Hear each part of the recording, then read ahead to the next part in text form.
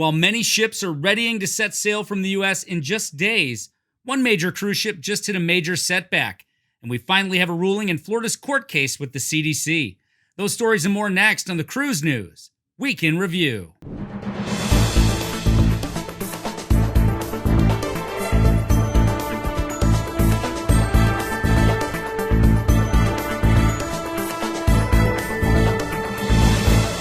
Hey everyone, I'm Mark, and this is The Cruise World. If you haven't already subscribed to our channel, now's the time to do so. And make sure you have that notification bell turned on, because we are sailing soon and we're planning on bringing you fresh cruise content straight from the ships, because that's where we really love to be. Now, speaking of sailing soon, the Celebrity Edge is gearing up to sail from Port Everglades 1 week from today on June 26th, and she'll be the first major cruise ship to do so in over 15 months.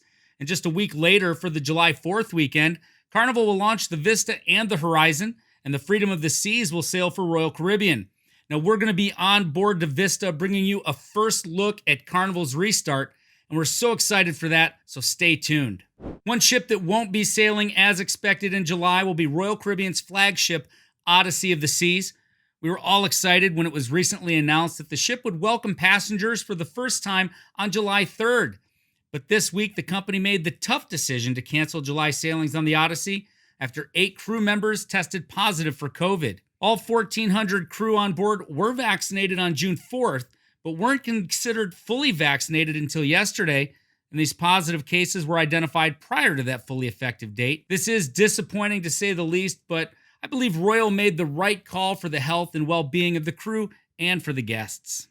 The state of Florida has won a major victory for cruising.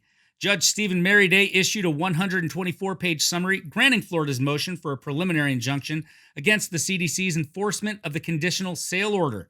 The injunction is stayed and won't officially take effect until July 18th, but it will prohibit the CDC from enforcing the CSO against cruise ships arriving in, within, or departing from Florida.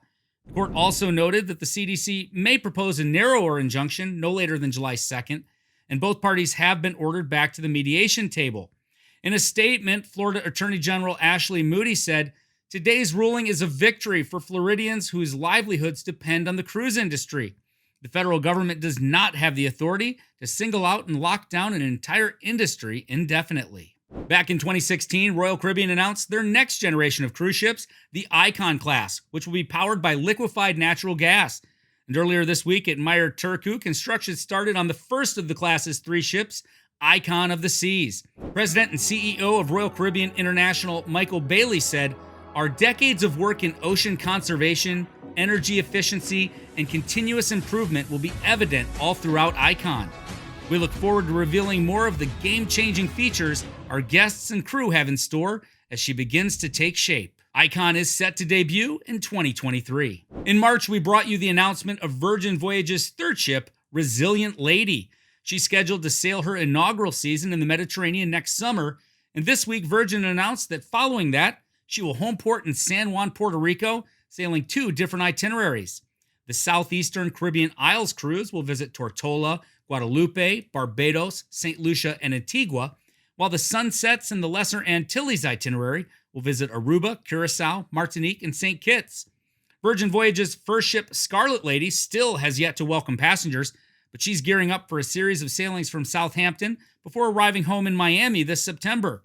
And we're going to be on the Scarlet Lady in September, and we can't wait to explore the ship with you. All across the country, things are slowly returning to normal.